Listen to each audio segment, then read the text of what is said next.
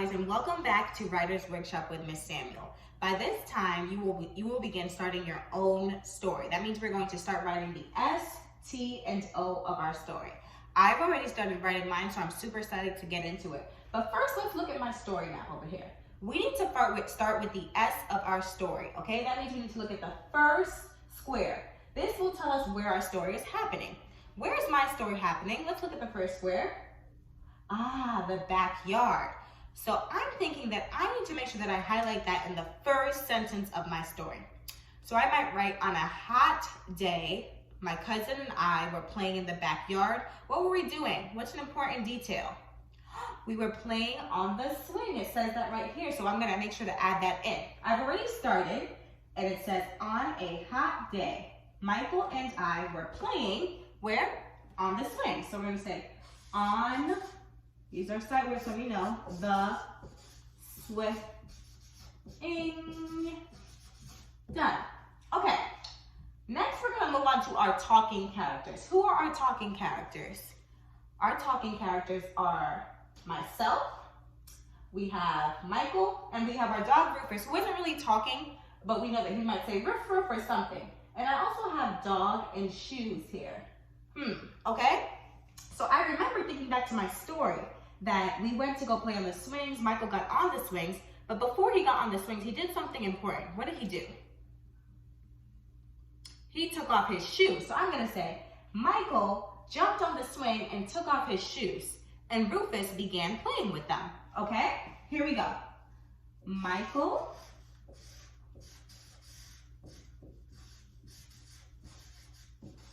jumped, I know that's an ED ending, on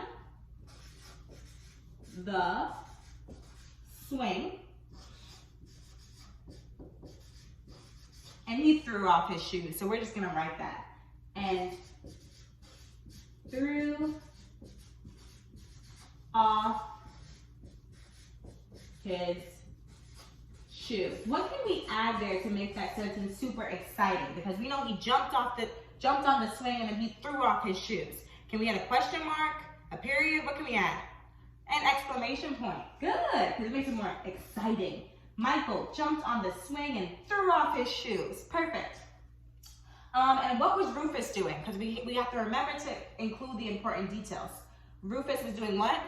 Rufus was like sniffing around and playing with the shoes. So I'm going to write Rufus, R-U-F-U-S, began, and playing with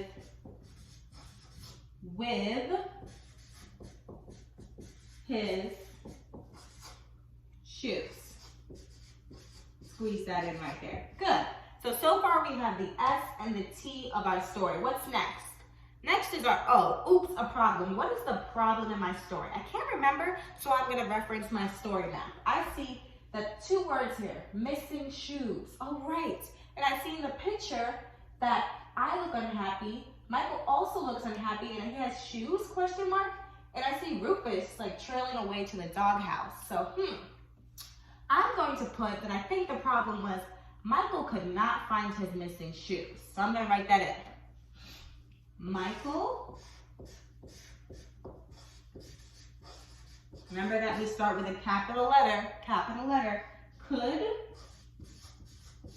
not find, and I need help with missing, so I'm going to look back at my story map, how to spell missing.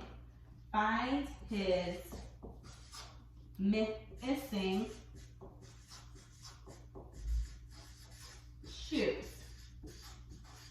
Now remember, just like when we read, we have to think about how the characters are feeling. How do you think Michael felt in this moment? How do you think Michael felt? Do you think he felt happy? No, I think he felt really sad and confused. So I'm going to put, we were really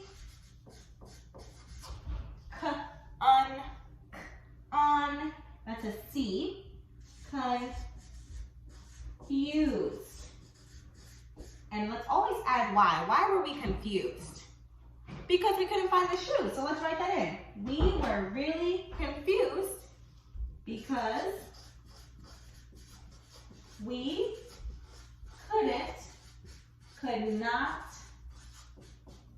could not find his shoes, S-H, shoes. Good, so we have the S, T, and O of our story. The S, T, and O, we make sure that that matches up with our story. So now for homework, you all are gonna write the S, T, and O of your story using your own story map that you worked on yesterday. I cannot wait to see your beginning start of writing your S, T, and O of your story. Be sure to reference your story map because it will help you write the setting, the talking characters, and problem of your story.